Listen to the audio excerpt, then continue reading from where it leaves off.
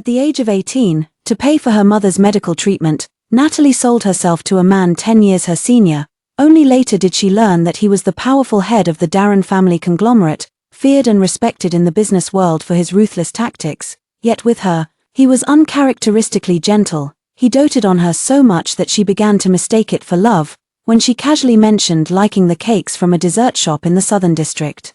He bought the entire shop the next day, just to have them make pastries exclusively for her. She had a fever in the middle of the night, and he put aside an international conference, flying back overnight to stay by her bedside, changing ice towels for her over and over again. On her 20th birthday, he took her to see the aurora. Amid the dazzling lights filling the sky, he kissed her fingertips and said, "Sweetheart, I'll celebrate every year with you from now on." She believed him.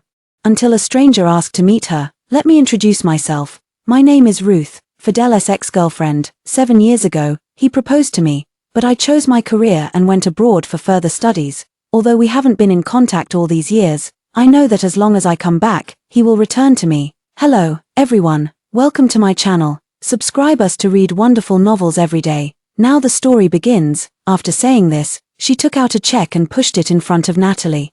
"I plan to get back together with him, but before that, I must clear away the women around him. Here's 50 million, more than enough for a little canary like you. Take it and leave him." Natalie felt her throat tighten. She had never known about Fidel's romantic past. She was young and had only ever loved him since birth. But he had loved someone else before. Thinking of all that had passed, she mustered her courage and said, "It's been so many years, Mr. Fidel probably forgot you long ago." Ruth smiled. "You probably don't know how much he loved me back then." She took out her phone. "How about this, let's make a bet. I'll send him a message now, saying I've returned to the country but my car broke down halfway, and ask him to come pick me up. Send him a message saying you got into a car accident. Let's see who he replies to first." Ruth looked up at her, confident of victory. "If he replies to me first, you take the money and leave. If he replies to you first, I'll back off." Natalie felt a whirlwind of emotions, restlessness, unease, hesitation, all ultimately coalescing into a desperate resolve to burn her bridges. Okay. After sending both messages simultaneously, every passing second became excruciatingly torturous. Natalie stared at the screen as countless memories with Fidel flashed through her mind like a revolving lantern. The tender concern in his eyes when he massaged her stomach during her period. The gentle kiss he placed on the corner of her lips amidst a snowstorm. The lingering intimacy when he pressed her against the floor-to-ceiling window on New Year's Eve. Scene after scene vividly unfolded before Natalie's eyes, pulling her thoughts further and further away, until an abrupt phone ring snapped her back to reality, where she saw Ruth smirk triumphantly before answering on speakerphone. "Address." Fidel's icy voice pierced through the speaker, nearly rupturing Natalie's eardrums. She clenched her lips until they turned white, knuckles whitening with tension, her breath nearly stopping altogether. Seeing her reaction, Ruth was extremely satisfied. "Wouldn't this be too much trouble for you? Don't you have other important things to do?" There was silence on the other end of the line for a few seconds. Fidel's tone remained light. "No." The address. Ruth wore an increasingly unrestrained smile on her face as she hung up the phone and leisurely sent over the address. Staring at her completely silent phone, Natalie felt her mind go blank as the color slowly drained from her face. The light in her eyes gradually dimmed as fragmented sounds forced their way from her throat.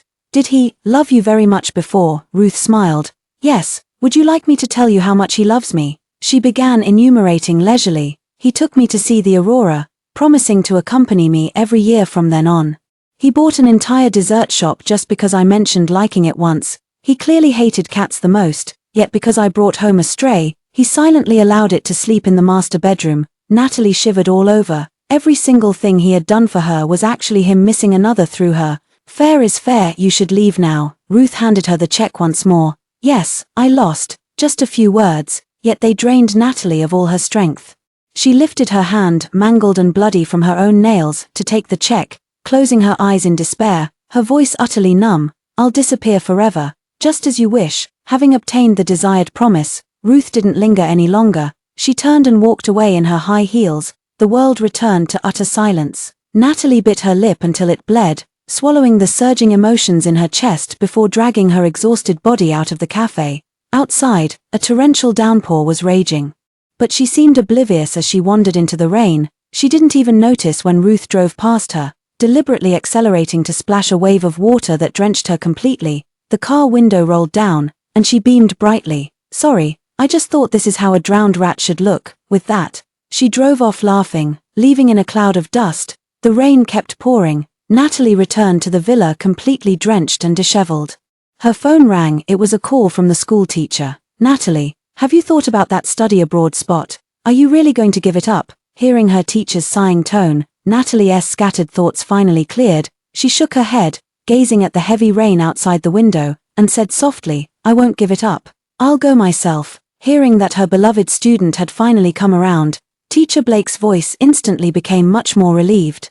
"You've finally come to your senses. That's wonderful. With your outstanding grades, this study abroad opportunity is the only one in the entire school. How could you possibly give it up?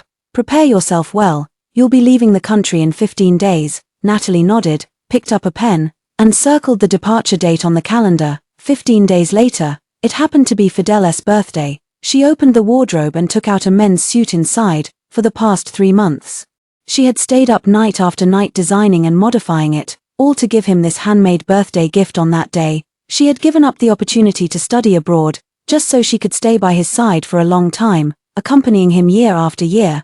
But now, it seemed there was no need for that anymore. Thinking of this, Natalie forced a bitter smile at the corner of her lips and threw the suit into the trash.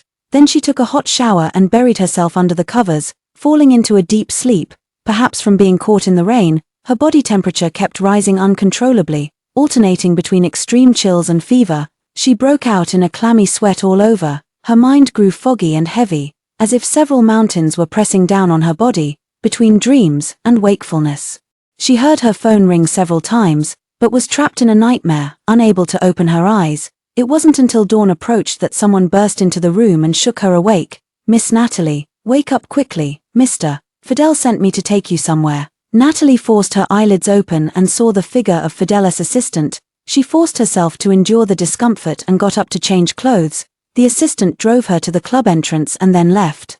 Natalie clutched her clothes tightly and, relying on memory, found the VIP lounge, only to hear lively voices coming from inside. "It's been an hour already. Natalie still hasn't arrived." Even if she was uncomfortable after the car accident, with so many calls you made and even sending an assistant to pick her up, she's still dragging her feet. How inconsiderate. Just a canary kept for passing time and amusement. Playing cute occasionally can be charming, but constant tantrums show she doesn't know her place. "Fidel, stop indulging her, letting her act spoiled and willful like this. She'll soon forget her own weight." Indeed, after Ruth left back then, you drowned your sorrows day and night, then casually kept this canary to distract yourself. Otherwise, Natalie would never have entered our circle in this lifetime. You've spoiled her for 4 years now, and with Ruth back, when do you plan to dispose of this burden?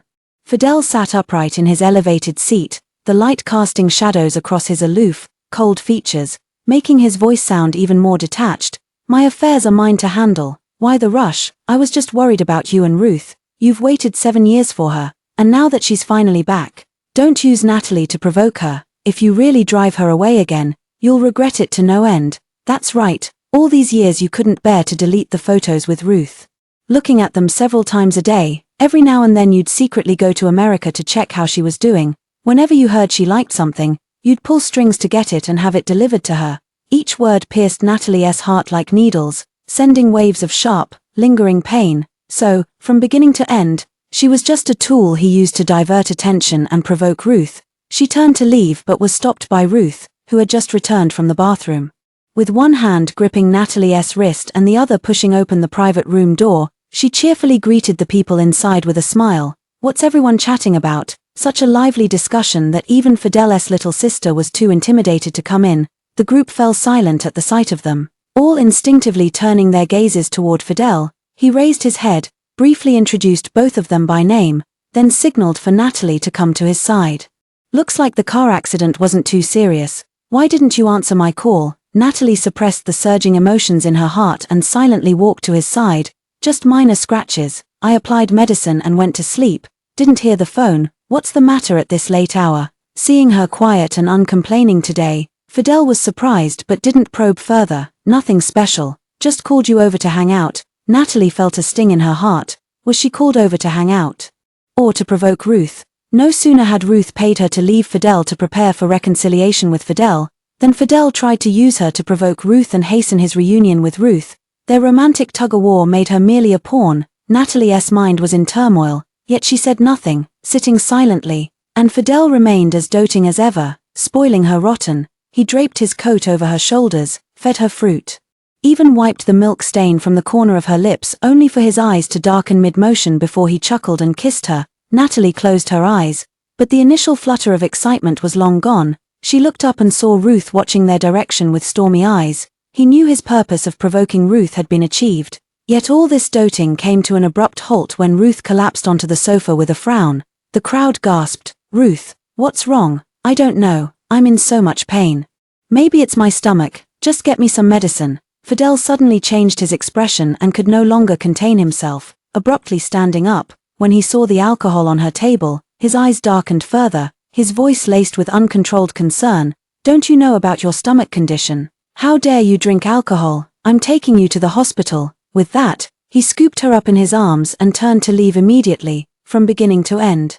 He never paid the slightest attention to Natalie again. Natalie closed her eyes, knowing her role in this play had come to an end. She forced her feverish body to rise, excused herself, and followed him out. In the following days, Natalie stayed home to recuperate while sorting through her belongings. Fidel had given her jewelry and handbags, photos they took together where she pulled him close, the shirts and mugs she bought for him, except for some essential daily necessities. She threw all these things away without keeping a single item. Looking at the gradually emptying room, Natalie had a momentary daze, recalling many faded memories. Fidel holding her while watching movies on the couch, the two of them staying up late assembling Legos together, planting a balcony full of flowers side by side. She had fantasized countless times that such a life would last forever, without end, but now, it seemed her beautiful dream was about to end. Lost in thought, the sound of a car echoed through the courtyard. Natalie looked up and saw Fidel returning with Ruth. His expression remained calm, while Ruth smiled and kept finding topics to talk about. As they chatted and laughed their way to the living room, seeing the empty scene, Fidel frowned slightly. Why are so many things missing from the house? Cleared out some unused clutter. Natalie lowered her eyes and casually made an excuse. Fidel didn't think much of it either. He glanced at her before shifting his gaze to Ruth. Ruth isn't feeling well, and there's some trouble with the house, so she's staying here for a few days. Natalie nodded. All right, he was the sugar daddy, she was the trophy mistress. He didn't actually owe her any explanations. Noticing her unusually indifferent attitude today, Fidel frowned, seemingly sensing something amiss, just as he was about to inquire. Ruth changed the subject. "Fidel, can I have the south-facing bedroom? Also, you know I'm allergic to pollen. Could we temporarily move those flowers from the balcony? And these rugs keep catching my high heels. I don't really like them. Could we remove them?" Fidel grunted in acknowledgement and instructed the butler to arrange everything according to her wishes. Ruth curled her lips into a smirk, casting a sidelong glance at Natalie with undisguised pride in her eyes. Watching as the butler and staff removed the carpets and flower pots, clearing out the master bedroom to make way, the home gradually transformed into an unfamiliar sight. Natalie felt a pang of bitterness rise in her heart. After the heaviness came a wave of relief. She comforted herself inwardly. After all, she was leaving soon, and none of this would concern her anymore. With this thought in mind, she silently lowered her head and went upstairs alone to her room. The next day, Ruth's voice came clearly through the window. Reaching the second floor, "Why are you still keeping this oil painting I made? If you like it, I can paint you a new one tomorrow." "Okay, the weather is so nice today, come take a walk with me. The doctor said I need to walk more to recover faster. I'm a bit hungry." "Fidel, could you cook me a meal? It's been so long since I've tasted your cooking." Fidel rarely responded, but Ruth's requests, he fulfilled each and every one. He sat motionless as a mannequin in the living room for 2 hours, accompanied her for a half-hour walk outside, then personally cooked an entire table full of dishes. Natalie took all of this in, and through his eyes and body language, could tell he was happy. Perhaps this was the everlasting future he truly desired. That evening, Natalie went downstairs to fetch a glass of water. When she returned, she saw Ruth in her room, holding the keepsake left by her father. In that instant, Natalie tensed up completely and rushed forward to reclaim the watch. Ruth, being a head taller, simply raised her arm higher and looked down at her triumphantly. "That shabby watch, you care so much about it, must be important." "Her," without hesitation, she replied, Yes, it's very important. Give it back to me. Hearing this, Ruth smirked. I might return it to you if you kneel before me. Consider it an act of mercy. Natalie stared at her in disbelief. Ruth. I've already agreed to leave, Mr. Fidel likes you, and I never intended to compete with you. Why are you still targeting me? Why? Because I can't stand you, even though you promised to leave. Just thinking about how you've monopolized Fidel for so many years makes me sick to my stomach. I just want to vent my anger. Anyway, this watch is in my hands now. I'll give you 10 seconds. If you don't do as I say, then say goodbye to this watch forever. Seeing her arrogant and domineering attitude, Natalie felt utterly helpless and sorrowful. The countdown went from 10 to 1. Ruth made a motion as if to throw the watch away. Natalie had no choice left, forcing herself to kneel on the ground. Is this acceptable now, Ruth? Only when she saw the humiliated expression on her face did Ruth feel satisfied. But instead of returning the watch to Natalie, she raised her hand and threw it straight out the window. Natalie gasped and rushed over to salvage it, only to accidentally bump into Ruth. Ruth tumbled down the stairs, instantly covered in blood. Fidel happened to witness the scene and hurried forward. What happened? Ruth shrank into his arms, her eyes red as she turned the tables, claiming she had accidentally broken Natalie's watch, which made her so angry that she pushed her down the stairs. Fidel, his usually indifferent face flushed with faint anger. You'd start a fight over a watch. Natalie, have I spoiled you too much these years? Meeting his icy gaze, Natalie felt unbearable grief, struggling to explain through the heartache. Mr. Fidel, she forced me first. Enough. In his fury, Fidel wouldn't listen to another word, sharply cutting her off. He directly called the bodyguards and ordered them to lock her in the freezer to reflect on her actions, then picked up Ruth and left. Natalie was restrained by several bodyguards and taken straight to the freezer. In the sub-zero freezer, Natalie huddled in a corner, layers of frost forming on her body. She felt as if her blood was freezing solid, her body trembling uncontrollably. Time seemed to freeze, becoming unbearably slow. Clutching the broken watch in her hand, memories of happy moments with her parents flooded her mind. In a daze, she heard the sound of a door opening and lifted her tear-blurred eyes. A figure slowly approached her, and instinctively she called out Mom, whispering the word softly. Mom, I fell for the wrong person, I regret it. Faintly hearing these words, Fidel frowned slightly and instinctively stepped in front of Natalie to stare at her. What did you just say? Regret what? She no longer had the strength to answer. Unable to hold on any longer, her vision went dark as she lost consciousness. She didn't know how much time had passed when she woke up again. Natalie found herself in the hospital. As she opened her eyes, she saw Fidel standing guard by the hospital bed, reaching out to touch her. You're awake. How do you feel? Recalling what had happened before losing consciousness, Natalie trembled and closed her eyes, avoiding his touch. Where's my watch, Mr. Fidel? Please give it back to me. Fidel stared at her repeatedly, and only after confirming she was unharmed did he take out the repaired watch and hand it to her. You care so much about this watch, I've already had it fixed. You hit someone, and I've punished you for it. Let's consider the matter settled, and don't dwell on it any further.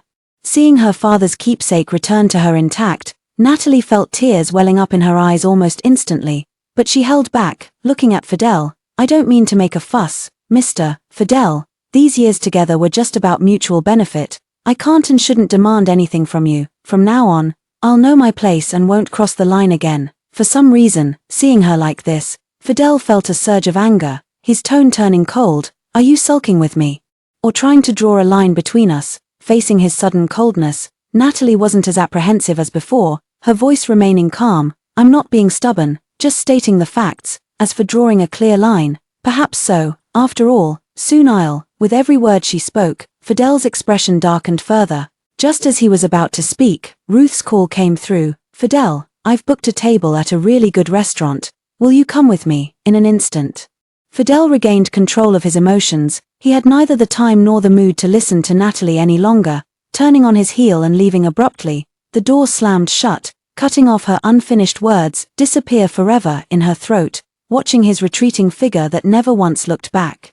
She smiled a bitter, self-mocking smile. After several days in the hospital, Natalie's weakened body gradually recovered.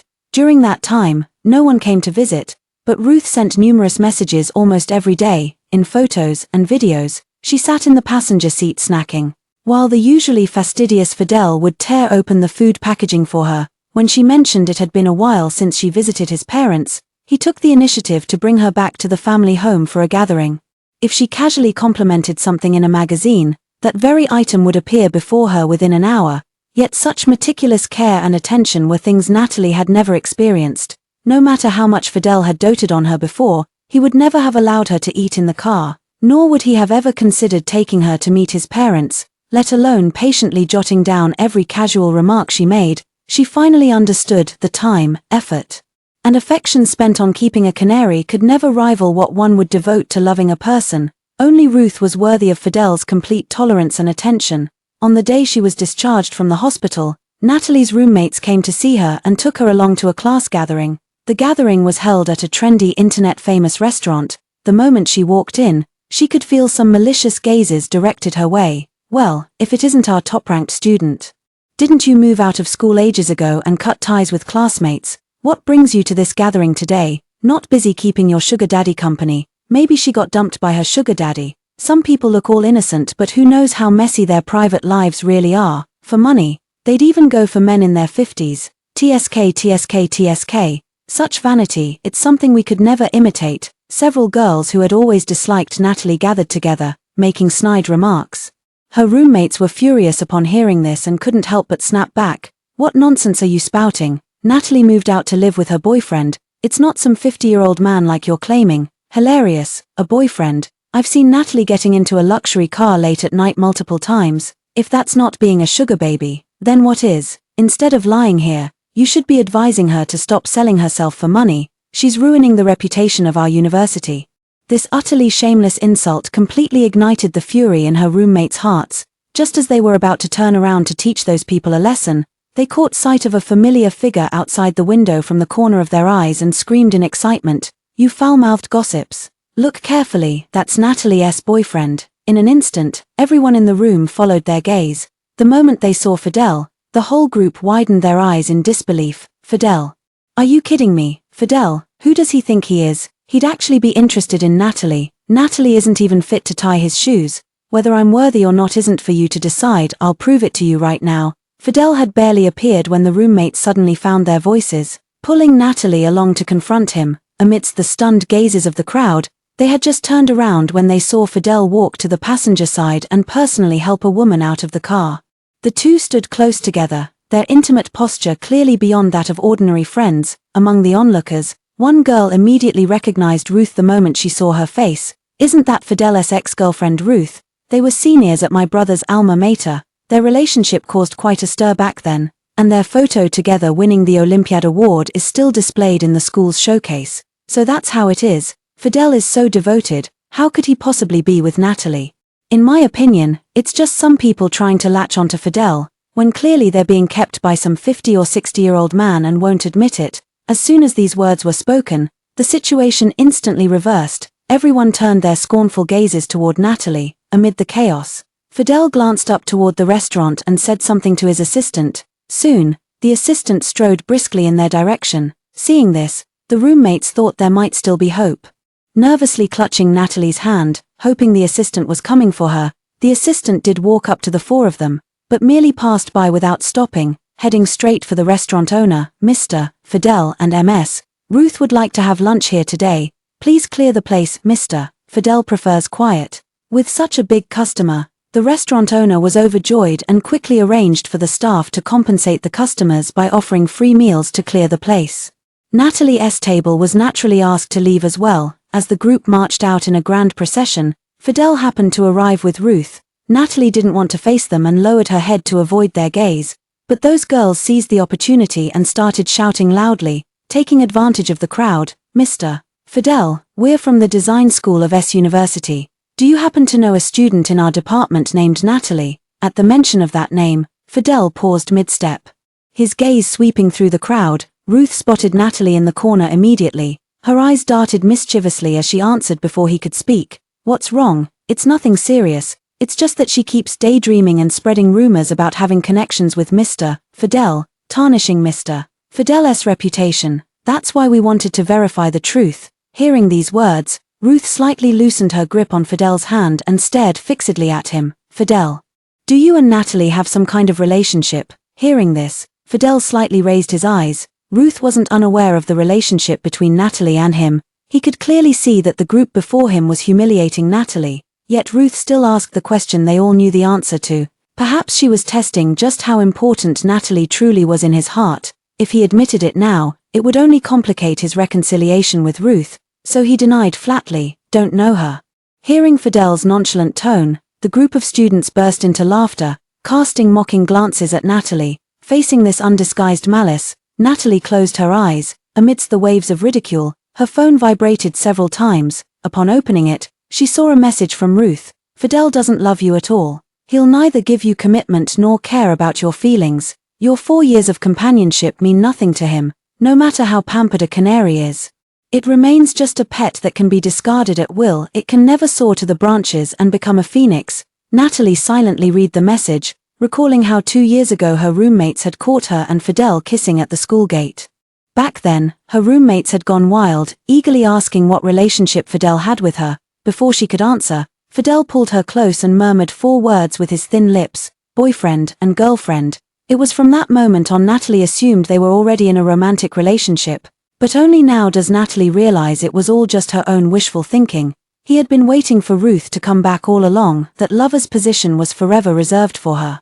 She was merely a tool he used to heal his heartbreak and divert his attention, destined to be just a fleeting encounter, an insignificant passerby in his life. After returning, Natalie discovered that what happened at the gathering had been posted on the university forum, and everyone at S University was discussing it. Where did this clown come from, trying to latch onto Fidel with such rumors? She should take a good look at herself, probably not even worthy of polishing his shoes. Mr. Fidel is the crown prince of Beijing's elite circle. The one he loves is the heiress of the Colton family from City R, and his devotion hasn't wavered for years. How could he possibly be involved with some poor girl? Must be delusional. I heard this person hooked up with some old man in his 50s, and only made up this lie after being caught by classmates so vain and shameless. Being classmates with such a person is truly a disgrace to S University. As she scrolled through the endless stream of online mockery and insults, Natalie felt as if a dark cloud had settled over her heart, suffocatingly gloomy. Her roommates tried every possible way to speak up for her, but their explanations were quickly drowned out by the overwhelming tide of condemnation. Unnoticed by anyone, there was nothing she could do but shut down all her social media accounts, repeating to herself over and over that this would all be over soon. As the days passed, Natalie completed her graduation procedures and then returned home to explain her study abroad plans to her mother, who had recovered from illness. Busy with her own affairs, she hadn't seen Fidel for several days. When she returned to the villa, she found him waiting for her on the sofa. "What have you been up to these days? You've been nowhere to be seen." "School matters." Natalie lowered her eyes and casually made up an excuse. "School? Aren't you about to graduate soon? What could possibly keep you so busy?" Natalie didn't want him to know she was preparing to study abroad, so she evaded. "Just graduation stuff keeping me busy." Fidel frowned slightly, instinctively sensing something was off. Just as she was about to speak, Natalie's phone rang. She pressed the answer button and turned to leave the room, faintly hearing a male voice. Fidel's eyes darkened slightly as he turned off his phone and followed her. The male student had been entrusted by Teacher Blake to deliver the school's uniformly processed visa and some documents to her on his way. After politely thanking her classmate, she turned around with the items in hand and met Fidel's intense gaze. "Who is he? What does he want with you?" Natalie clutched the bag behind her back, her smile fading as she offered a quiet explanation. "A classmate, just delivering my diploma." Seeing her evasive gaze, Fidel's expression grew even colder. "What kind of classmate is so kind-hearted to personally deliver it here? Does he like you?" Hearing this, Natalie was slightly taken aback, unsure why he would make such an association. "Just helping out since it was on the way. We're just ordinary classmates. Who he likes is none of my business. But it's definitely not me." After listening to her explanation, Fidel stared at her for a long while, his tone icy. "No matter what your relationship is, you're not allowed to have any further contact with him, Mr. Fidel. This is my personal freedom in choosing friends." Natalie instinctively wanted to argue back, but before she could finish speaking, he interrupted her. "From the day you agreed to make a deal with me, you lost your freedom in choosing friends. I can't tolerate any impurities in my sight. If you keep getting involved with such people, there's no need for you to stay by my side anymore." As soon as the words were spoken, Ruth emerged impeccably dressed, smiling as she took his arm and got into the car. Fidel, I'm ready, let's go. Watching the sports car speed away, Natalie closed her eyes. Right now, she didn't want to stay by his side, she only wanted freedom.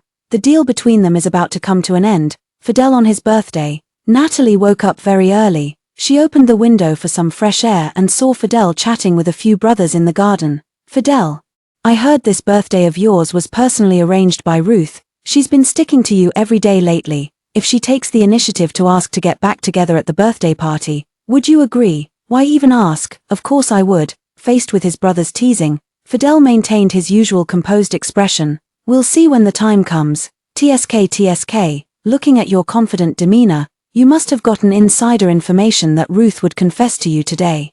But if you get back together with Ruth, what about Natalie? Why not hand her over to me? She's got some looks, let me have some fun with her for a few days and I'll help you take care of her. Since you put it that way, I'd like a piece of the action too. I've had my eye on that girl for a while. Just imagining her calling me big brother in bed makes my bones melt. Hearing their malicious laughter, Natalie felt a chill run down her spine. She bit her lip hard, making no sound, and instinctively looked toward Fidel. The corners of his lips curled slightly, but his eyes held no warmth. After following me for so many years, you still don't understand the rules. What I set my eyes on, even if I discard it, no one else is allowed to touch. Later, I'll assign her to a sinecure in the assistant department. Let's see who dares to make a move on her. Seeing his dark expression, the brothers felt a tremor of unease and quickly tried to smooth things over. Just kidding. Natalie has been with you for 4 years and still adores you so much. Even if you made her a mere decorative vase in the office, she'd probably be willing without complaint.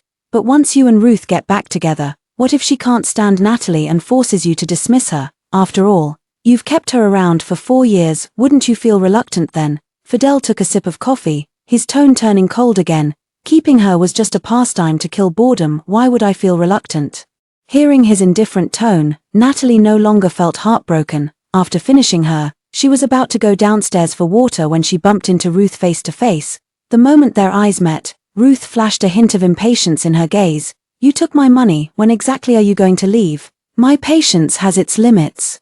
Natalie opened her phone, glanced at the group notification from her advisor, and replied calmly, don't worry, after today, I'll disappear completely, I won't appear again. What do you mean, won't appear again? Startled by the familiar voice, both turned their heads to see Fidel standing at the doorway. Ruth felt her heart skip a beat and quickly stepped forward to change the subject. Nothing much, we were just chatting casually. It's still quite a distance from here to the villa. Shouldn't we get going? Fidel didn't dwell on it further. After checking the time, he nodded. We should leave now. With that, he picked up the car keys. Ruth changed into high heels, while Natalie remained motionless. Seeing her lack of response, Fidel reminded her again. What are you standing there for? Aren't you changing into your dress? They were heading to the birthday party venue. Natalie had no intention of attending. You go ahead, don't worry about me. Faced with her indifferent attitude, Fidel's eyes darkened. If you don't come with us now, don't call me crying when you miss the banquet later. It won't come to that. Her tone was so certain that it inexplicably unsettled Fidel. As if something was slipping beyond his control, he frowned. Wanting to ask more, Ruth grabbed his hand and urged him to leave. Since she's busy, let's not wait any longer. It would be impolite to keep the guests waiting. I've prepared a surprise and can't wait to show you. With just a few words, she diverted Fidel's attention. He took one last look at her before leaving with Ruth. Natalie slowly packed her belongings before taking one final look around the villa she had lived in for 5 years. Everything here had once made her mistake it for love. Fidel bought her the piano, her favorite scented candles, even the cat he indulged her in keeping in the bedroom. But now, she finally understood these tender gestures were never meant for her. They were for the woman named Ruth. He had someone he liked, and she was about to embark on her new life. Without any hesitation, she dragged her suitcase and left, heading straight to the airport. Before takeoff, the flight attendant repeatedly reminded everyone to turn off their phones. Just before powering off, Natalie seemed to remember something. Taking a deep breath, she still opened the chat with Fidel and sent a farewell message. Mr. Fidel, I won't be attending your birthday celebration today. Wishing you a wonderful time. Thank you for your care over the years. Goodbye forever. Today the sky is clear, not a cloud in sight. The days without him from now on will also be endlessly sunny. The birthday venue sparkled with lights, everyone placing great importance on Fidel's banquet, waiting to curry favor with his influence. Amidst the clinking of glasses and lively conversations among the guests, the host of the banquet grew increasingly sullen. After waiting another 10 minutes, Fidel asked in a low voice, "Has she arrived yet?" "Not yet, Mr. Fidel. Miss Natalie hasn't shown up," the assistant answered respectfully from the side, noticing Fidel's expression with a hint of trepidation, for this was a clear sign of his extreme displeasure. "What on earth is this woman playing at?" "I explicitly told her never to be late." Fidel frowned as he scanned the room. Nearly all the guests had arrived, yet this Natalie chose to be fashionably late on such an important occasion. "Oh, come now, Fidel, don't wait for her. She's just fond of these little tantrums, might even stand you up at the last minute." Ruth slipped her slender fingers onto his shoulder, her crimson lips curling into a mocking smile. "Mr. Fidel, why make us all wait so long for some little canary?" "Exactly, Mr.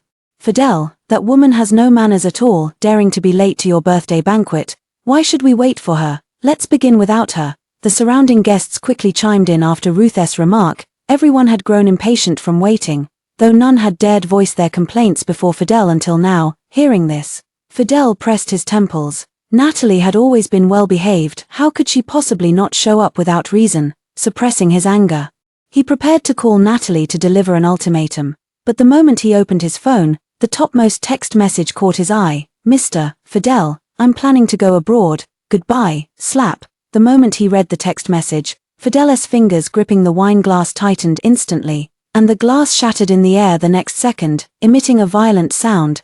This scene instantly silenced all the commotion in the room. "Fidel, your hand." Ruth flusteredly grabbed his wrist, only to have it slapped away by him. Fidel frowned deeply, blood slowly dripping from his fingers. "Natalie, how dare she? How dare she skip her own birthday banquet? How dare she cheat?" He stared fixedly at the two words "going abroad" on the text message, his face filled with disbelief. Clearly, she loved him like a puppy, following him around every day. Clearly, just a few months ago, she had been joyfully preparing gifts for him, even if every woman in the world would betray him. How could Natalie bear to go abroad? Fidel angrily dialed her number directly, but all he got in response was the cold, mechanical voice repeating on the other end, "The number you have dialed is powered off." For the 10th time, he dialed the number repeatedly, yet Natalie seemed to be deliberately avoiding him, her phone remaining powered off. Why does this Natalie keep ruining her plans? Ruth felt secretly annoyed seeing his anxious expression. She stepped forward, linking her arm with his, and spoke intimately. "Fidel, forget about her. The guests are getting impatient. Let's just have a good time ourselves. Someone like her would only lower your standards if she came." "Shut up." Veins bulged at his temples as he furiously cut off Ruth's words, startling everyone present. At this moment, Fidel was already overwhelmed by Natalie's accusation of infidelity, no longer caring about his birthday banquet as he turned and stormed out. Ruth panicked upon seeing this, chasing after him in her high heels and gripping his arm, unwilling to let go. "Fidel, where are you going? The banquet is about to start. Get lost," he roared, turning back with bloodshot eyes. "Don't you dare stop me again." Stumbling back in fear, she could only watch as he slammed the door and stormed off. The sports car raced through the night, Fidel repeatedly redialing the number, but it remained switched off, for some reason, even though he knew Ruth was the woman he loved most. Right now all he could think about was Natalie's face, the way she smiled at him, the way she trembled when he held her by the waist and pulled her into his embrace, the way she clung to him on his birthday last year and said she loved him most. At that moment, Fidel suddenly recalled Ruth and Natalie's unusual behavior that morning. When he passed by, he clearly heard Natalie say something like, "Won't appear again." Could it be she had already decided to leave his side? Damn it! A sense of foreboding rose within him as Fidel slammed his fist against the steering wheel, turning the car around before disappearing into the night. The sports car screeched to a halt in front of the villa, and Fidel hurriedly stepped inside. The interior was pitch black until Fidel flicked on the lights, revealing the unchanged house. Only her slippers were missing at the entrance. While the living room Ruth's belongings gradually filled the space, and traces of Natalie's life were slowly disappearing, Fidel felt an indescribable tightness in his chest. He walked further inside, hoping Natalie was just asleep. He searched frantically, room by room. In the bathroom, her toothbrush was gone, and only his and Ruth's remained on the towel rack. In the kitchen, only a faint circular mark remained where her favorite mug used to be. All Natalie's traces seemed to have evaporated. Fidel, refusing to believe it, went to the guest bedroom where Natalie usually stayed. Pushing open the door, he was met with utter silence. This room was once filled with all sorts of adorable stuffed toys by Natalie. The place now felt like an empty shell, utterly devoid of life's warmth. Only the bulky furniture remained, everything else had vanished without a trace. Her cosmetics were gone from the dressing table, and the wardrobe stood completely bare. Even Natalie's favorite photo, the one of Fidel holding and kissing her, that always sat on the nightstand, had disappeared without a trace. Not a single strand of hair was left behind, as if no one had ever lived here. Fidel's memories of Natalie seemed like nothing more than a dream. Natalie. Staring at the empty room, Fidel seemed provoked. He growled her name and punched the wardrobe door. Just then, he suddenly noticed an exquisitely wrapped box placed in the corner of the wardrobe. Fidel felt his heart pounding violently, overwhelmed by a strong premonition that this seemed to be something Natalie had left for him. His fingers trembling, he took out the gift box and untied the ribbon. Inside the box lay an exquisitely crafted wristwatch, clearly expensive. Beside the box was an envelope containing a greeting card and several photographs. Mr. Fidel, thank you for restoring the keepsake my father left me. I've struggled for a long time about what birthday gift to give you. Now, let me repay you with this watch. A watch represents time. At least these years with you have been happy for me. But from now on, let's never meet again. Fidel stood frozen in place, his hands trembling uncontrollably. All the women he had been with undoubtedly sought wealth and fame, but Natalie never mentioned a word of it. Her every sentence spoke only of their bond. He picked up the remaining photos, flipping through them one by one.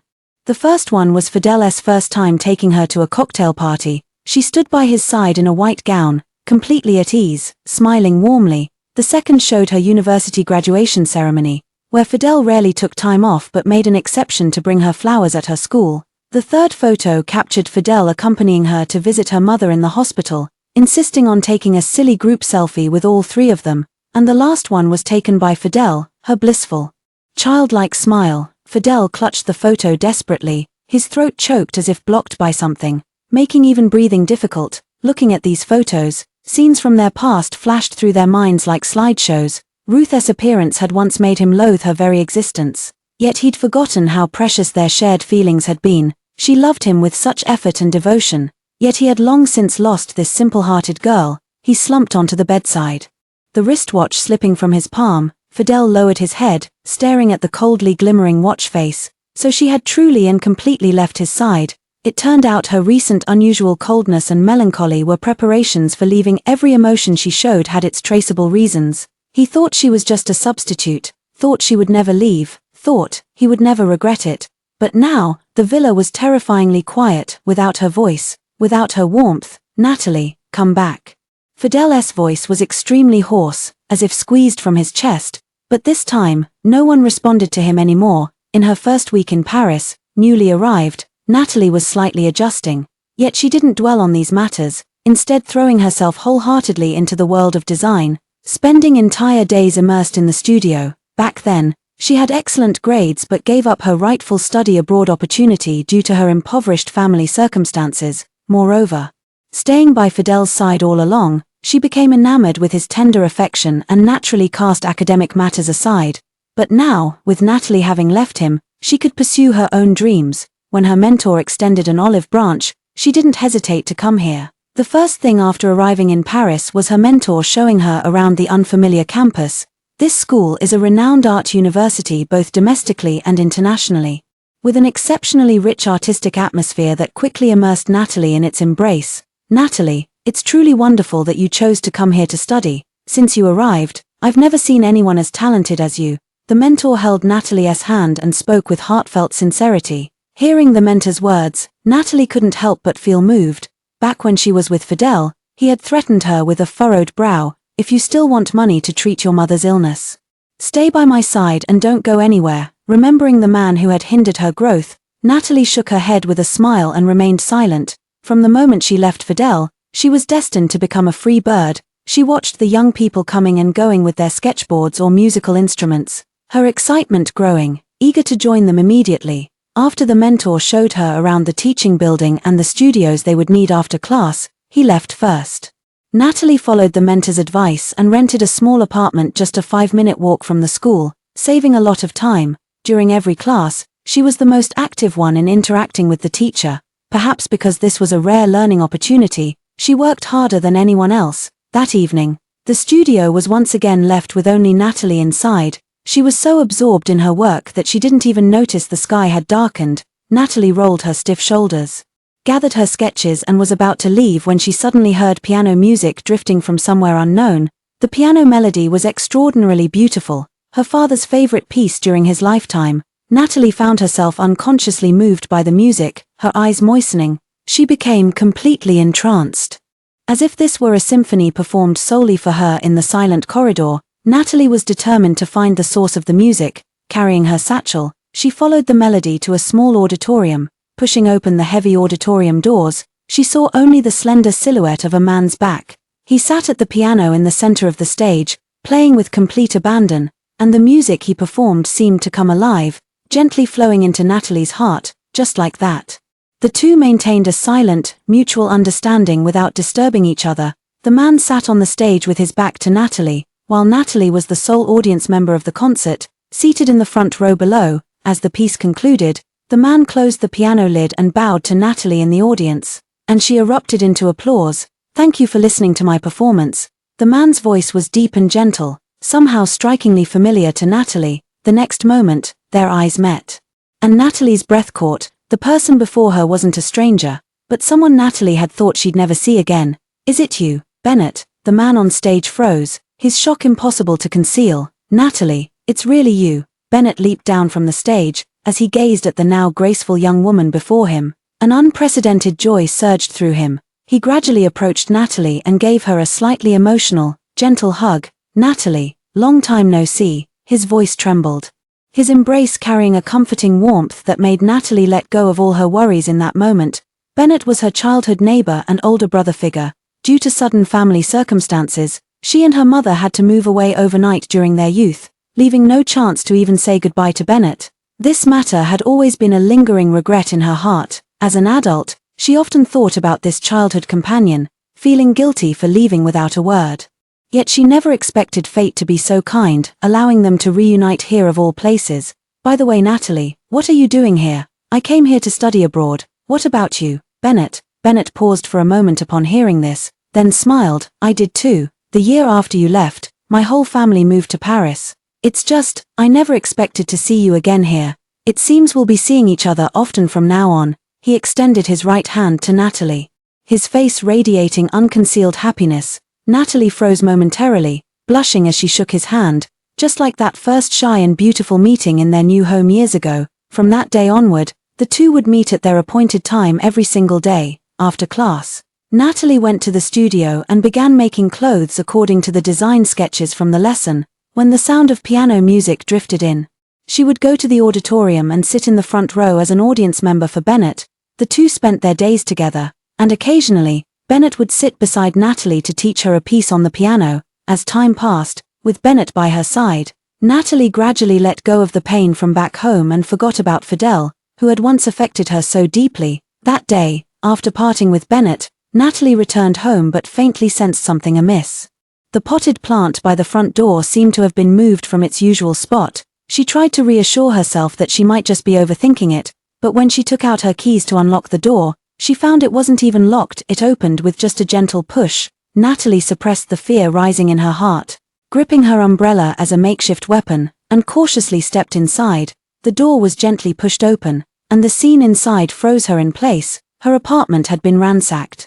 The chair in the living room was overturned, shoes at the entrance were scattered, every drawer had been pulled open, clothes from the wardrobe were strewn across the floor, and even the photo frame on the bedside table had been smashed. Someone had been here. "Who's there? Who's there?" Sharp-eyed Natalie suddenly noticed the bedroom door wide open, the curtains billowing wildly in the fierce wind, and there a figure leaped out through the window. "Ah!" Natalie let out a terrified scream, her legs giving way as she collapsed to the floor. With trembling hands, she fumbled for her phone, ready to call for help, but to her surprise, her first instinct was to dial Fidel.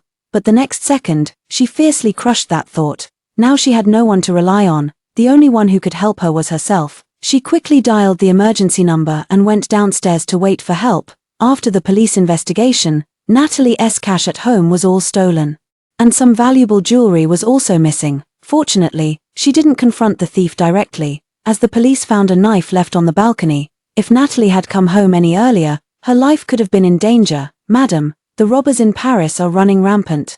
There have been multiple cases of home burglaries reported in your area recently. I strongly advise you to relocate as soon as possible.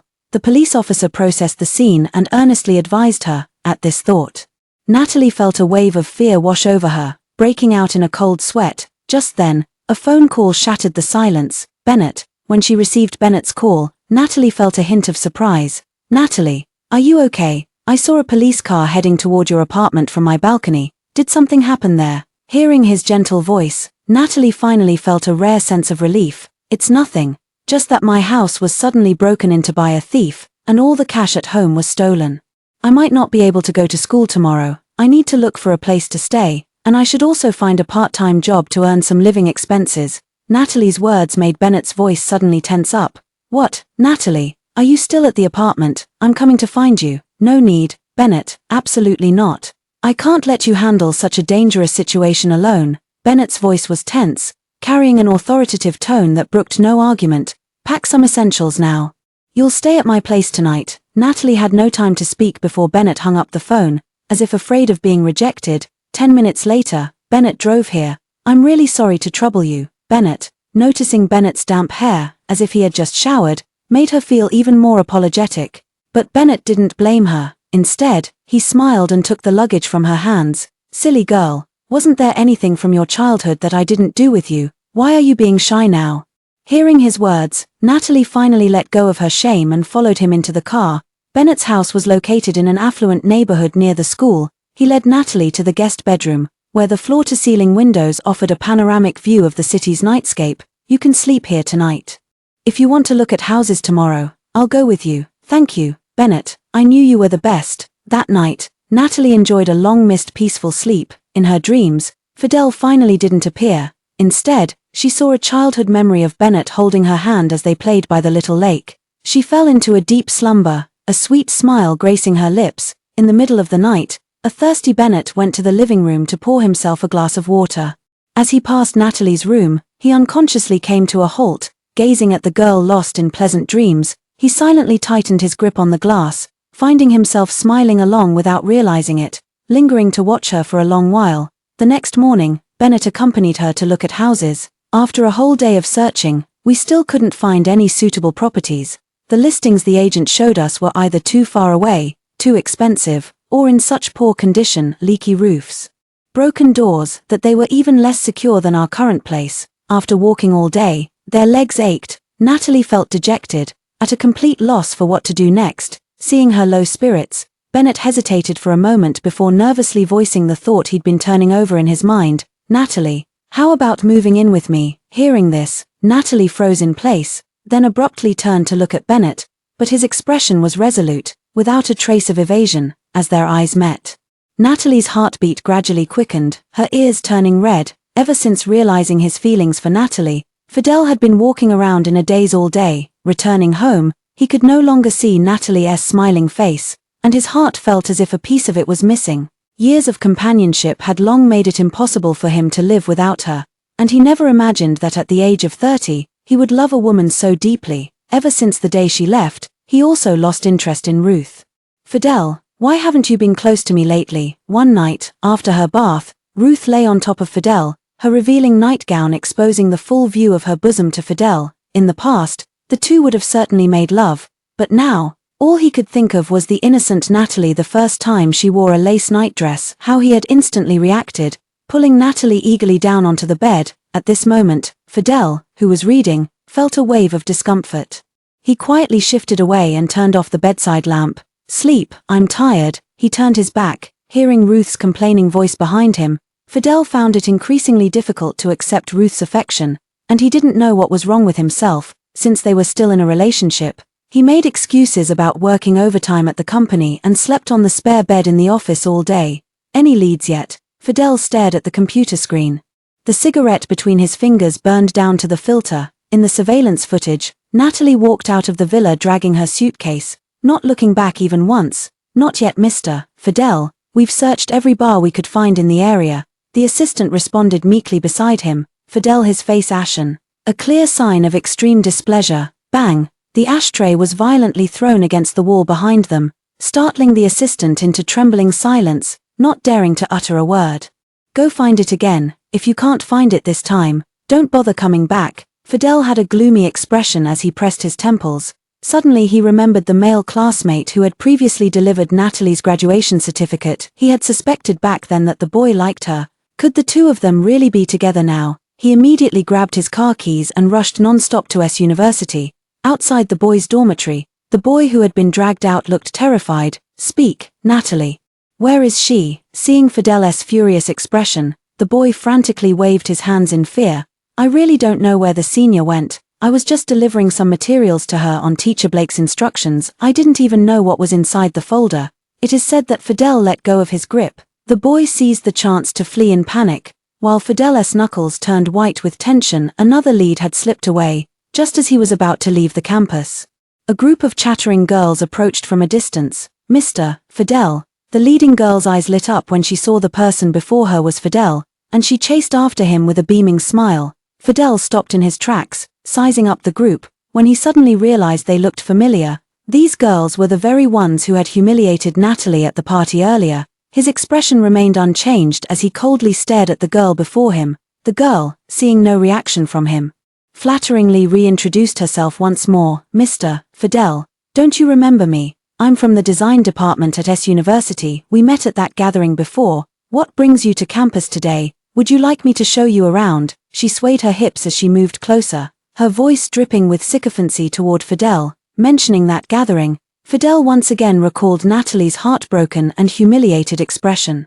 A dull ache throbbed in his chest as he abruptly shook off the girl's hand. At that party, wasn't it you who said Natalie was daydreaming? Hearing this, the girl's expression shifted noticeably. You're the one actually daydreaming if you think cozying up to me will make me fall for you or transfer money to you. I've seen plenty of women like you, money grubbing, gold digging, willing to do any dirty deed for cash. Am I right? Fidel's eyes darkened, his voice hoarse, his gaze as sharp as ice.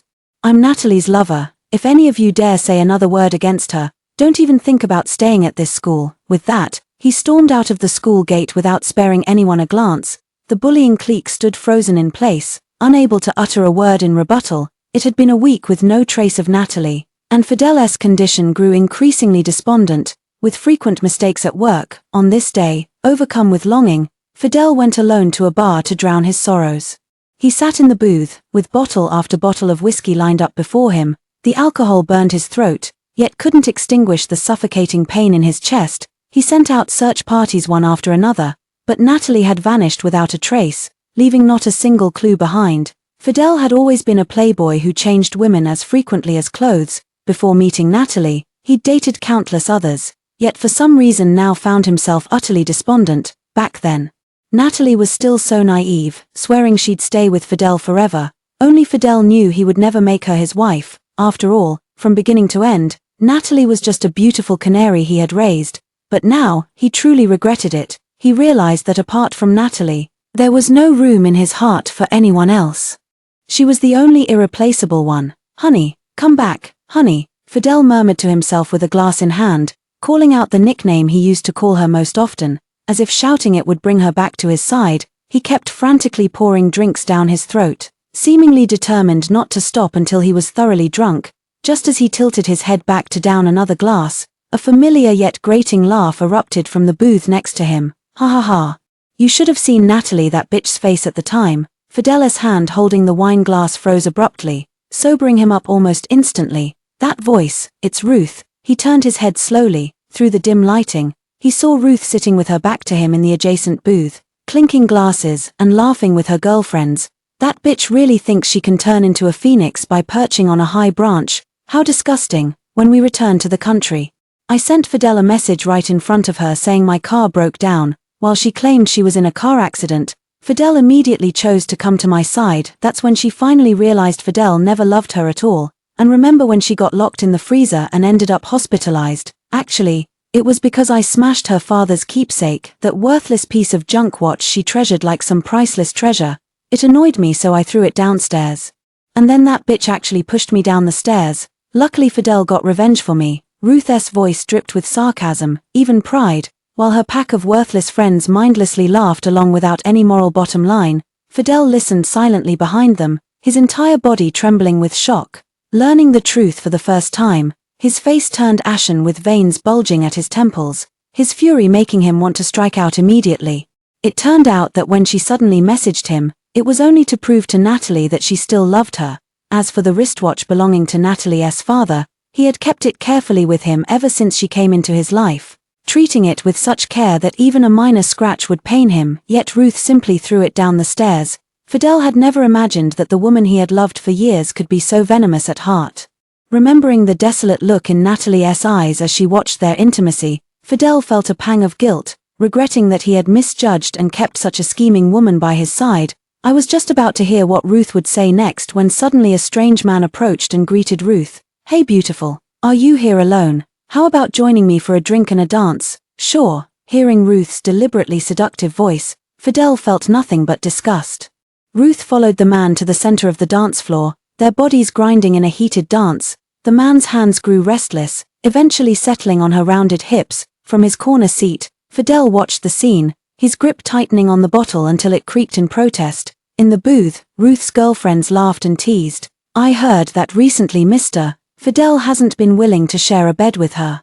She's been desperately setting up dates with several men, looks like she's about to snag another one today." Hearing this, Fidel smashed his bottle violently. Beneath the blaring electronic music, the sound of shattering glass was nearly inaudible. "Fine, Ruth, since you enjoy cheating so much, I'll let you have your fun today." Having said that, he picked up an empty liquor bottle and silently walked behind the two who were dancing passionately. Seeing that Ruth didn't resist, the man boldly wrapped his arm around her waist and kissed her, while Ruth actively wrapped her arms around his neck and kissed him back with equal fervor. Crash! With a loud bang, the bottle shattered. Before Ruth could even process what was happening, the man in front of her was already bleeding from his head and collapsed to the ground, unable to stand.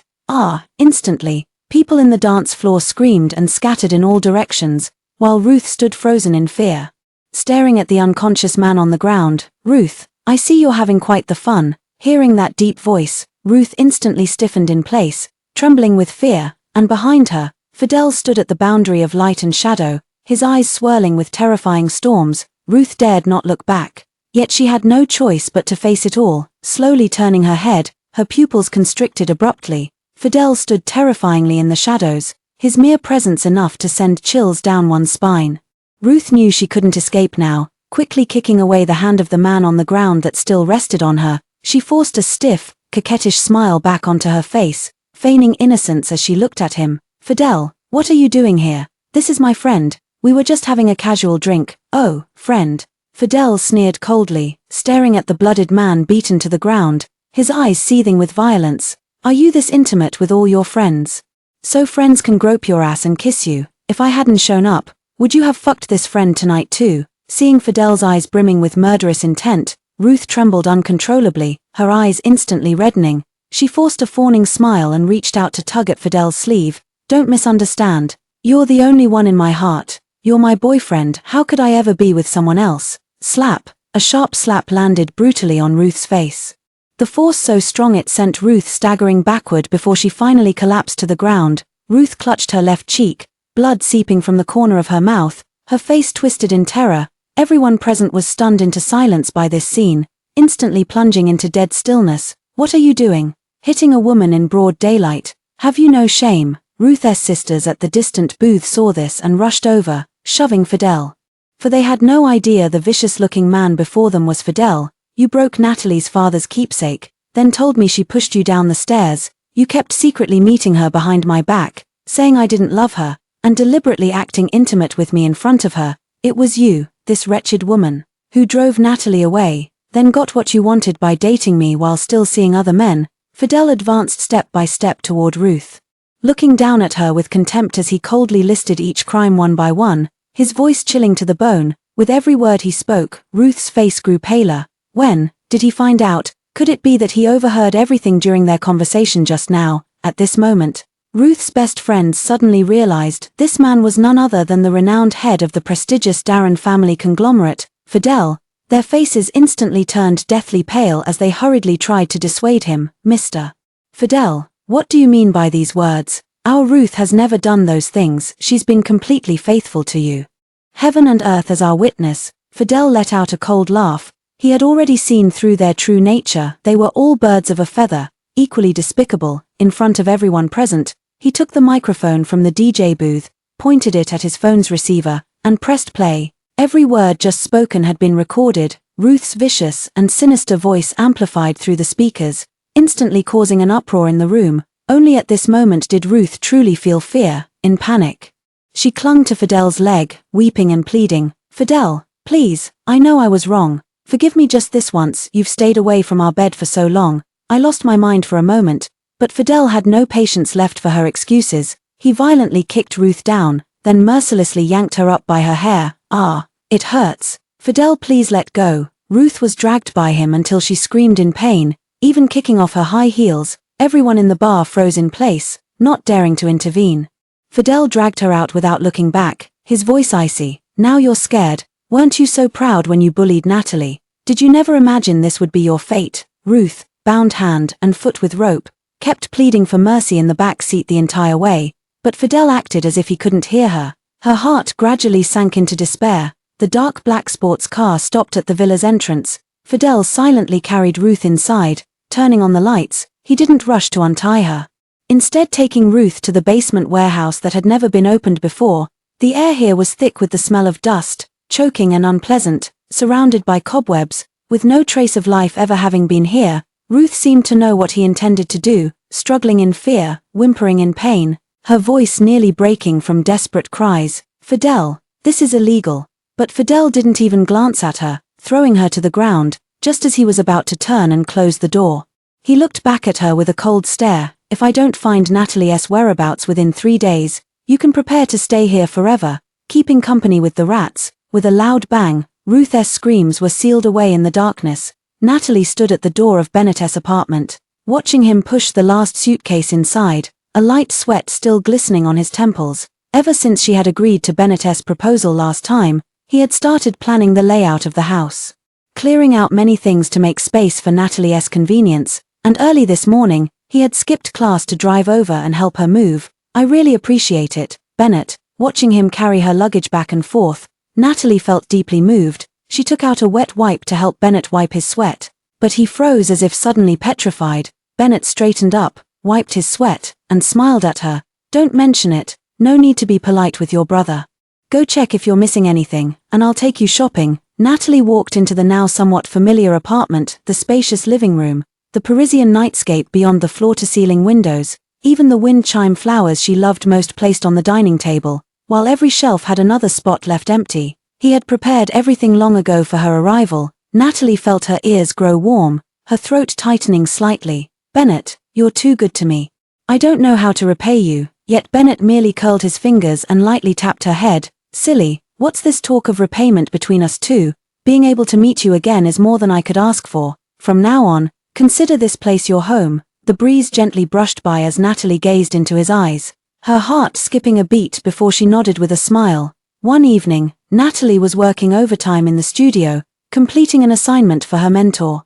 Bennett worried about her safety returning alone and came to the studio to keep her company. When he saw the room filled with equipment and blueprints, listening to Natalie proudly explain her labor of love in detail, he felt genuinely happy for her. "My competition is starting next month at the downtown art gallery, and I'd like to invite you to come see it." Bennett sat beside Natalie, who was sketching, and casually brought up the competition. "The competition." Hearing this, Natalie was instantly intrigued. She set down her brush and turned to ask curiously, "Such an important occasion, have you decided on your outfit yet?" Hearing this, Bennett was slightly taken aback. "Not yet. Why, are you offering to make me a suit?" Although Bennett had only said it in a joking tone, Natalie took it to heart. "Bennett, let me make you a suit. Is that true?" "Of course. Consider this dress as my token of appreciation, since moving in together as roommates. The two have been spending more and more time together. Apart from school, they also cook Chinese meals together at home." "Bennett, where did you put the plates we used yesterday?" Natalie tied on the matching apron Bennett had bought and ran to the kitchen to ask him, while Bennett set down the spatula, plating the dish before handing it to her. They gradually developed an unspoken understanding. They ate together, went to school together, washed up together, then returned to their respective rooms to rest. In the mornings, Bennett would prepare breakfast and wait for her to wake up. In the evenings, Natalie would bring him midnight snacks while he practiced piano. Sometimes, they would squeeze together on the sofa to watch movies. They would turn off the living room lights, pick a heartwarming film, and make it their final pastime of the day. But perhaps Natalie had been too exhausted from rushing to make Bennett's formal wear recently. She soon fell asleep without realizing it. Halfway through the movie, the lead couple in the background were confessing their love to each other.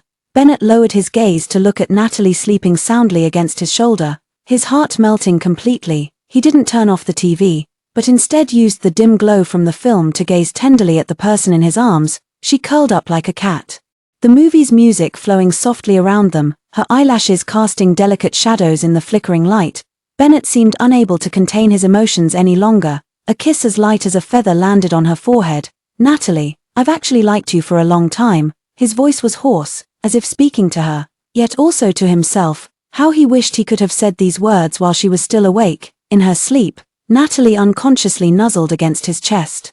Bennett's heart skipped a beat, shaking his head with a bitter smile. He turned off the TV and carefully carried her back to the bedroom. He sat by the bed, gently tucking her stray hair behind her ear. He closed Natalie's bedroom door, casting one last glance at her as he murmured to himself, "Good night." Fidel stared fixedly at the computer screen, his fingertips nearly crushing the mouse.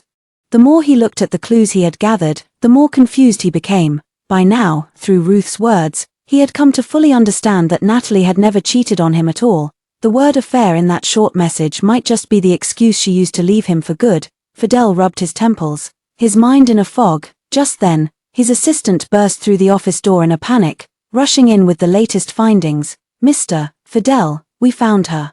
Miss Natalie was last seen on surveillance dragging her suitcase to the airport. "What?" Fidel suddenly stood up with such force that his chair toppled over. He took the surveillance footage from his assistant, and the video indeed showed Natalie herself. "Did you find out where she's going?" Fidel asked urgently. The assistant glanced at him nervously. "I'm sorry, Mr. Fidel. Natalie, where could she be?" In an instant, Fidel recalled a distant memory when Natalie had once cautiously asked him, "Mr. Fidel, could I go to France to study design, just for 1 year?" But Fidel didn't answer her question directly. Instead, he pinned her to the bed, using the most brutal method to ensure she could never utter the word leave again. By then, Fidel had already developed feelings for Natalie and couldn't bear to let her go, so he forcibly kept her by his side, using money as leverage. Bang! Fidel's fist slammed onto the desk with such force that his teeth seemed on the verge of shattering. If he hadn't stopped her from pursuing her education back then, would there have been so much trouble between them? "Book me a ticket to France, the earliest flight possible." With that, Fidel grabbed his coat and strode out of the office. As the plane landed at Paris Charles de Gaulle Airport, Fidel gazed at the unfamiliar streets, his heart filled with longing for Natalie. Relying on past memories, Fidel arrived at the campus Natalie had mentioned to him just once. He had an unwavering intuition: Natalie must be here. The deep autumn in Paris, with plane tree leaves carpeting the school grounds. This was a renowned art school, and those who gained admission were by no means ordinary. Only now did Fidel realize that Natalie was never his caged canary. With her talent, she was destined to soar across vaster skies. Fidel was filled with bitter regret, repeatedly dialing Natalie's number, but it had long been disconnected. The only thing he could do was stand at Natalie's school gate, anxiously scanning every person coming in and out. Suddenly, Fidel spotted that familiar figure from afar. Natalie emerged from the teaching building wearing a beige trench coat, accompanied by a handsome and attentive young man who appeared to be around her age. Perhaps Natalie didn't notice, but the young man's gaze never left her, which made Fidel extremely irritated. Whatever the boy said, Natalie actually covered her mouth with a light laugh, her eyes and brows radiating an ease he hadn't seen in ages. Witnessing this scene, Fidel clenched his fists tightly. How long had it been since he last saw her smile? In his memories of that final month, all he could recall was her expression of disappointment and humiliation. Watching the intimate pair in the distance, Fidel felt as if an invisible hand had seized his heart, squeezing it so tightly he could barely breathe. "Natalie." As if unable to hold back any longer, he rushed forward recklessly and grabbed her wrist. Natalie whirled around, her pupils contracting violently when she recognized his face. "Mr. Fidel, what are you doing here?" Natalie's voice held no surprise, only terror and revulsion at Fidel's sudden appearance. Her expression caused Fidel excruciating pain, his grip tightening unconsciously. "Come back with me, now." Natalie gasped in pain and struggled violently. "Ouch!" Let go of me, Fidel, it hurts. Hearing her cry of pain, Bennett, who had been standing nearby, suddenly shoved Fidel away, his eyes turning icy cold. Let go, can't you understand what she's saying? Without even glancing at him, Fidel kept his gaze locked on Natalie, forcing himself to stay calm. Natalie, let's talk. At this moment, Natalie finally snapped, her eyes reddened as she shook off Fidel's grip and screamed at him in utter breakdown. Fidel, wake up, there's nothing left to discuss between us. I stopped loving you long ago. At these words, both men present were momentarily stunned. The school gate was teeming with people, every passerby stopping to watch the spectacle. Natalie, seemingly unable to bear it any longer, accused Fidel with a choked voice. I just wanted us to part on good terms. Why must you keep disturbing my life? Hearing the tremor in her voice, Fidel finally snapped out of his daze. Honey, I'm sorry. Each of her words cut like a knife. Fidel's heart bleeding as he quickly lowered his stance, reaching to hold her hand, but this hand was Natalie's to withdraw. Don't call me honey anymore, Fidel, you've always treated me as just a substitute, a plaything, like some caged canary. I've had enough. Watching Natalie step back with tears streaming down her face, Fidel's heart twisted into knots. No, my dear, I didn't come here to argue, I came to beg for your forgiveness. I only love you, I just never realized my own heart. Give me one more chance, please. I truly know I was wrong, my dear. Fidel's vision seemed to blur with mist. Though Natalie stood right before him, he felt her growing more distant by the second. Natalie's expression was colder than ever before. She let out a hollow laugh, as if she'd just heard the most absurd joke. You love me. Only now do you realize you love me. Where was this love when you locked me in the freezer? Where was this love when you were reveling night after night with Ruth? She practically shouted those words, each sentence feeling like she was tearing open her own scars. That year Fidel promised to be with her every single day from then on. Natalie believed him, but now Fidel's love is something she no longer cares for. Fidel, it's too late. My love for you was worn away long ago by your own actions. The past is in the past, and I will never be with you again. With that, she brushed past Fidel's shoulder and left the campus, while he stood frozen in place, his eyes red. The word forever felt like a knife, plunging straight into Fidel's heart. Everything was already decided, and nothing would ever change again. The autumn wind howled, sweeping up a fallen leaf, and Fidel, standing before the school gate, looked all the more helpless. Fidel regretted it. He regretted not driving away Ruth when his old feelings made him waver. He regretted not helping Natalie when she was being ostracized. He regretted not insisting on telling Natalie that she wasn't a canary but the woman he loved most. No, Fidel kneeled at the school gate, his face streaked with tears of remorse, letting out a desperate cry. Bennett stood before him, his expression complicated, having heard the earlier conversation. He longed to punch this man. His clenched fist slowly loosened. Before stepping past him, he finally lowered his gaze and left one last remark. Natalie has already moved on with her life. If I ever catch you coming near her again, it won't end as simply as today. With that, he left without looking back. Following Natalie, since encountering Fidel at school early in the morning, Natalie had been in a complete daze. She was in poor condition all day, breaking her pencil lead 3 times while sketching designs, her lines coming out crooked and uneven. She even burned her hand while making coffee at the campus machine. Fortunately, Bennett noticed in time to prevent any injury. Natalie, where should we eat later? Bennett was speaking to her, but Natalie stood there dazed, unresponsive. Natalie. It wasn't until Bennett waved his hand in front of her face that she suddenly snapped out of it. Sorry, I was just spacing out. Natalie's low spirits were so obvious that Bennett felt deeply unsettled. Natalie, let's skip class this afternoon and go to the amusement park together. Amusement park. Although Natalie couldn't understand why he was doing this, she still followed him to the amusement park far from the city center. The car came to a steady stop at the entrance of the amusement park, where only parents with children or student couples were entering through the gates. Bennett, why did you bring me here? Seeing her puzzled expression, Bennett unbuckled his seatbelt and smiled as he ruffled her hair.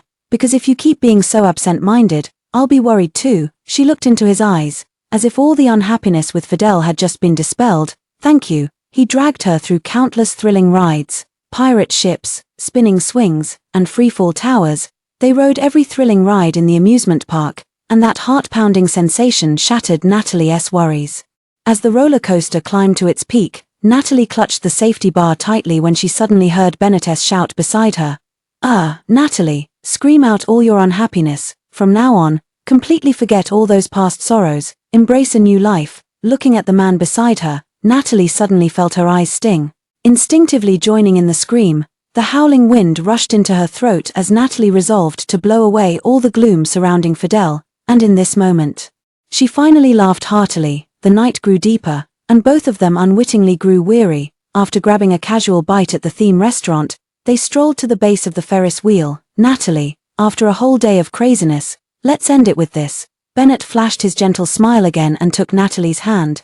The two boarded the Ferris wheel, savoring this rare moment of quiet contentment, as their transparent glass cabin slowly ascended. The lights of Paris flowed beneath their feet. Gazing at the touching scene outside the window, Bennett watched Natalie's beautiful profile as she leaned against the windowsill, then spoke softly. Feeling better now, Natalie snapped out of her reverie at his voice and nodded at him with a smile. The two enjoyed the night view for a while until, just as the Ferris wheel was about to reach its peak, Bennett suddenly spoke in a deep voice. Natalie, there's something I've kept from you for many years. Natalie turned her head with an innocent expression, her eyes sparkling like stars. What is it? The usually mature and steady Bennett suddenly became hesitant, his palms sweating from nervousness as he slowly spoke. The day after you left, I was going to confess my feelings to you, but before I could tell you how I felt, you'd already left without saying goodbye. I tried many ways to find you later, but I was too young back then. Truly powerless, so I could only keep this affection hidden in my heart. Meeting Natalie's astonished gaze, he paused for a moment before speaking again. But I never forgot you. Until I met you again in Paris, it felt like a gift from God. I know you've just come out of a painful relationship and have always seen me as an older brother. I even thought that just being by your side would be enough. But now I'm growing greedier. I'm no longer satisfied with just being by your side. Will you be with me? At that very moment, their Ferris wheel cabin reached its highest point, with the entire Parisian nightscape unfolding beside them. Hearing these words, Natalie stood frozen in place as he slowly revealed the long-buried stirrings of his heart, suddenly feeling her eyes grow moist. The next second, the sky suddenly burst into a grand display of fireworks, as if deliberately serving as their dazzling backdrop. Natalie, what's your answer? Looking at Bennett's flushed ears, Natalie's breath caught in her throat. She imagined that day when she was forced to move away, how 15-year-old Bennett must have waited desperately, even tried every possible method to find her, only to be met with utter emptiness. Seemingly moved by this scene, Natalie couldn't help but shed a tear. I do. Instantly, Bennett's eyes widened dramatically. Trembling with emotion, he stepped forward and embraced Natalie, while fireworks bloomed behind them. As if bearing witness to their rediscovered love, the plane landed on time. Fidel got into the car his assistant had sent to pick him up. The car glided smoothly through the familiar streets, yet he couldn't muster any joy. Every corner of this city bore traces of Natalie. The upscale Western restaurant on the street corner was where Natalie had celebrated her birthday 1 year, with Fidel by her side. There, they had shared a kiss amidst the orchestra's celebratory music. They often strolled past the Riverside Bridge, and in winter, Fidel would tuck Natalie's hand into his pocket to warm it, while she laughed and kissed his cheek. Every moment of their relationship was deeply etched in Fidel's heart, impossible to erase no matter how hard he tried. Lost in memories of the past, Fidel finally arrived at the doorstep of his home. It had been a long time since he last returned here, because all traces of Natalie's existence had long since vanished from this place. He pushed open the basement door for the first time in ages, and a musty odor mixed with a faint stench rushed to greet him. A rustling sound came from the basement, as if someone was muttering to themselves. In the corner, a dark figure was curled up in a ball, crawling on the floor and eating something. Fidel couldn't take it anymore and turned on the light, instantly illuminating the room. No one knew about this basement. Fidel had been away for days, leaving no one to bring food to Ruth. Starving for too long, she survived by finding several crates of expired mineral water and some canned rations near the warehouse. Ruth had become emaciated beyond recognition, and the iron chains Fidel had fastened around her ankles had rubbed her skin raw, leaving bloody marks. At the sound of noise, she looked up in terror, her face drained of all color. Confined in this dim and cramped space for far too long, she had lost every trace of her former arrogance. Now appearing dazed and disoriented, Ruth was still wearing that body-hugging skirt from the bar, but now she was as thin as a skeleton, her former seductive charm completely gone. Fidel, let me out. Her voice was terrifyingly hoarse, as if she'd become a different person, crawling desperately toward Fidel's feet. Meanwhile, Fidel stood in the shadows, his gaze as cold as if he were looking at a pile of trash. "Please, let me out, I'll never dare again." Ruth trembled violently, clutching Fidel's pant leg as she kowtowed heavily against the ground. Seemingly numb to the pain, Fidel glanced at her indifferently and kicked her away. He grabbed her hair, his eyes revealing unconcealed malice. "You're lucky, I found Natalie. Really, that's great. You'll let me out now, right?" Looking at her smiling face. Fidel suddenly remembered Natalie standing with Bennett, his features twisted into a snarl as he raised his hand and slapped her hard across the face. "Because of your meddling, she's with another man now, saying she'll never be with me. How about it? Are you happy with this outcome?" Ruth was slapped so hard her ears rang, a buzzing noise filling her mind as blood seeped from the corner of her mouth. "No, I'm sorry, I misspoke." Fidel's eyes burned crimson as he suddenly backhanded her with another slap. Slap! Ruth was sent crashing against the wall by another slap, her lips splitting as a trickle of blood dripped down her chin. By now, Fidel was seeing red, the moment he saw Ruth's face. All he could think about was Natalie sobbing uncontrollably that day, and the male companion by Natalie's side. He ground his teeth so hard they nearly shattered, venting his rage by delivering several more brutal slaps to Ruth. Ruth's face swelled grotesquely, the once beautiful features now nearly unrecognizable. A thick mouthful of blood was spat out. His already weakened body lay nearly motionless on the ground, like a dying fish. At that very moment, Fidel suddenly noticed the cabinet in the corner where Natalie used to store her painting supplies. A wicked idea suddenly took shape. He viciously grabbed Ruth by the hair and dragged her beneath the wooden cabinet, in a fit of rage. Taking advantage of her defenseless state, Fidel violently overturned the cabinet. With a thunderous crash, the heavy solid wood cabinet slammed onto Ruth, who let out a piercing scream before falling completely still. He went downstairs to the dining table and poured himself a glass of water. He had dreamed all night, Natalie repeatedly saying she hated Fidel, leaving him drenched in sweat when he woke, his fingers clenched tightly around the glass, setting it down. He prepared to head to the basement to dispose of the body. He could slowly descend the stairs, yet he sensed something amiss. The basement door was wide open. He seemed to recall not properly closing it last night. Merely pushing it lightly shut. Could the wind have blown it open? He stepped inside and turned on the light, only to find the room completely empty. Where did it go? Where on earth did it go? Fidel ran back upstairs in terror. The living room appeared unchanged at first glance. But upon closer inspection, traces of blood could be seen on the floor. Ruth, wasn't she dead? How could she have escaped? Fidel went to the study and turned on the computer to check the surveillance footage. It turned out that the solid wood cabinet fell askew last night. Not only did it fail to kill Ruth, but instead broke the old iron chain around her ankle. In the dead of night when Fidel was sound asleep, Ruth limped up from the lower floor, briefly bandaged herself with the first aid kit, and changed her clothes. What followed was even more horrifying. Ruth sneaked upstairs with a kitchen knife and entered Fidel's bedroom. She walked to the bedside, raising the knife high as if about to strike, when unexpectedly the landline downstairs began ringing. Startled, Ruth hesitated no longer and immediately grabbed her backpack to flee.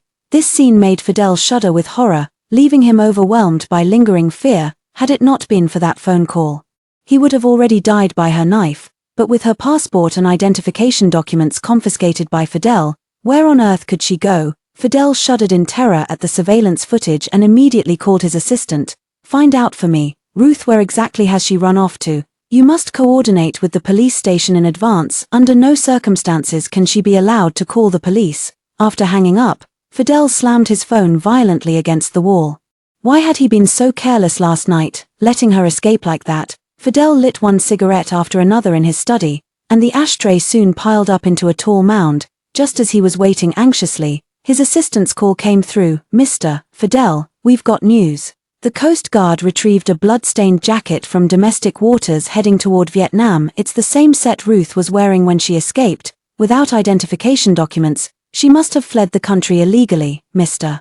Fidel, don't worry, a nameless undocumented wretch like her, no one will investigate even if she dies." Fidel listened expressionlessly to the report, then formatted the surveillance footage of Ruth fleeing covered in wounds. Since she managed to escape by her own means, he would let bygones be bygones and spare her life. After her departure, Fidel couldn't be bothered to care anymore. His mental state deteriorated further as he drowned his sorrows in bars day after day. He began changing women like changing clothes, each visit ordering the most expensive champagne tower before selecting his desired target from the crowd of ladies.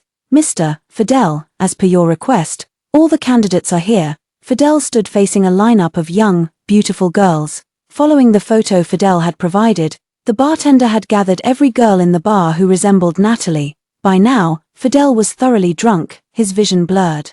He pointed at the girl who looked most similar and kept her. While all the others were sent away, the chosen girl was overjoyed. Rumor had it that the Darren family's conglomerate's Mr. Fidel had a long-term girlfriend and never socialized with outsiders, leaving others with no opportunity to curry favor with him. Now that the woman had disappeared, many were waiting for a chance to catch his eye. She obediently sat down beside Fidel, tending to him as his consciousness grew increasingly unclear.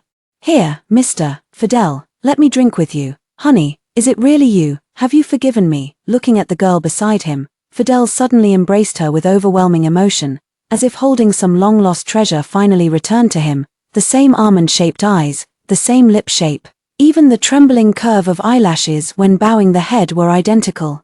I was wrong. I truly know I was wrong, Natalie. You're the only one I love in this world. As he spoke, he suddenly kissed the girl, prying open her teeth and probing inside with such force that he split her lips.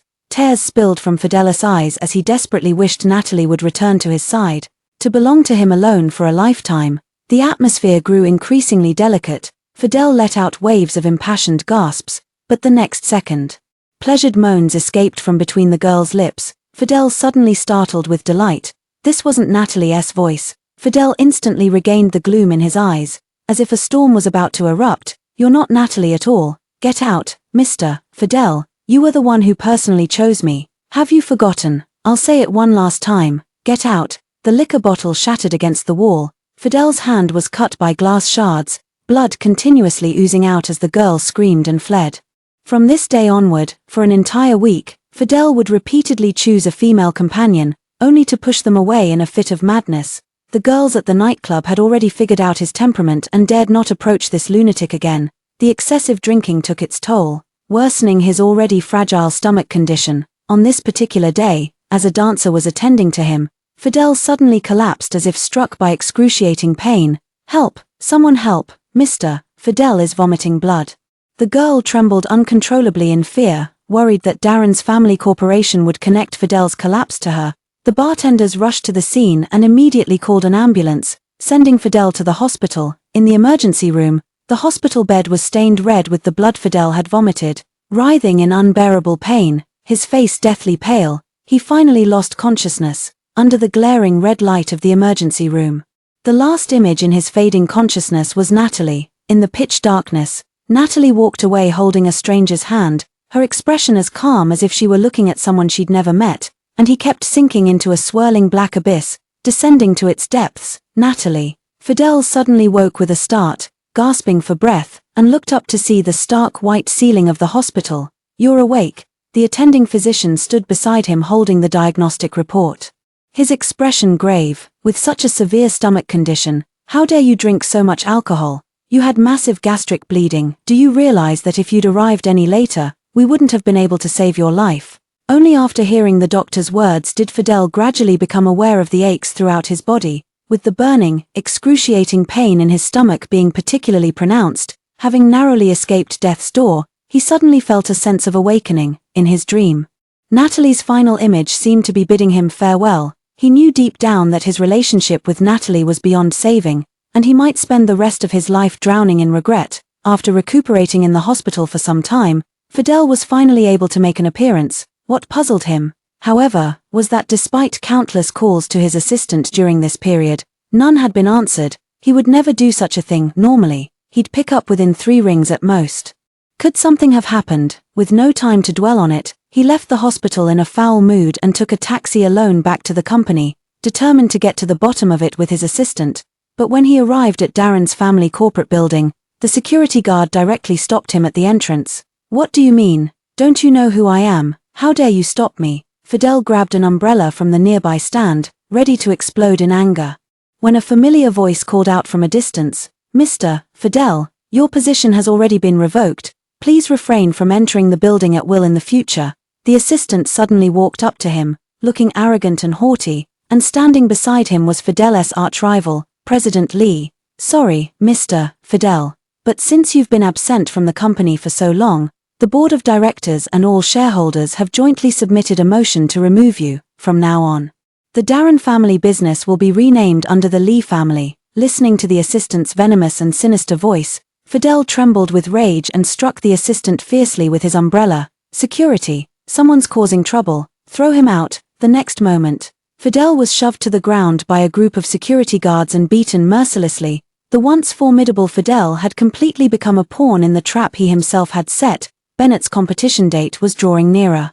For some reason, Natalie was even more anxious than he was. She sat in the studio, her pencil sketching rapidly across the paper. She was determined to design a one-of-a-kind performance outfit for him. The entire outfit was already fully designed, but Natalie wanted to add one more ingenious little detail to make this garment the most extraordinary of all.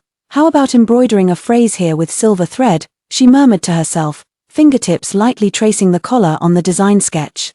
Completely unaware that someone had quietly approached from behind. "What are you drawing?" Bennett leaned in, his breath brushing past the tip of her ear. Natalie startled and hurriedly covered the blueprint. "It's a secret, you're not allowed to look." Natalie's rabbit-like adorable expression made Bennett laugh. He gently planted a kiss on her forehead. "All right, I won't look. I brought you some late-night snacks. It's so late and you're still here, I'm worried you'll wear yourself out.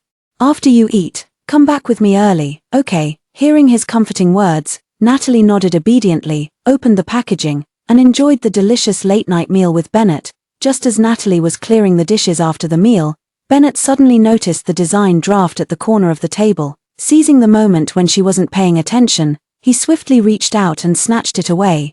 "Bennett, you cheated," spotting his attempt to peek. Natalie reached to snatch the blueprint, but Bennett held it high above her reach. He pulled her into his embrace in one fluid motion, laughing with radiant audacity. "Let me see. What's this?" His voice came to an abrupt halt. On the blueprint, a sharply tailored tailcoat leaped off the page. With tiny musical notes embroidered at the cuffs, and hidden in the lining was a line of French embroidery, meaning "my great artist." Seeing her hidden little detail discovered by him, Natalie blushed shyly. "I told you not to look." She snatched the blueprint away, hiding her flushed ears, but the next second, he pulled her into his embrace, cradling the back of her head as he kissed her deeply. On the day of the competition, Paris' grandest art theatre was packed to capacity. Bennett finally put on Natalie's hand-designed evening suit and stepped onto the internationally renowned stage. His slender fingers danced across the piano's black and white keys, pouring forth a beautiful melody, while Natalie sat in the front row of the family seating area, nervously clenching her fingers in silence. After all the contestants had performed, the judges announced the final results.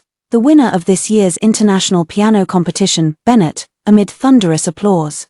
Bennett stood at the podium delivering his acceptance speech. "This competition, I want to thank a lady sitting in the audience, because without her, there would be no me today." He then walked toward the audience with his trophy, taking Natalie's hand under the spotlight, "Because my beloved is my lucky charm." Facing away from the crowd, Natalie noticed the embroidered words on his collar, "My great artist." Natalie let her tears fall onto the back of his hand and kissed him deeply.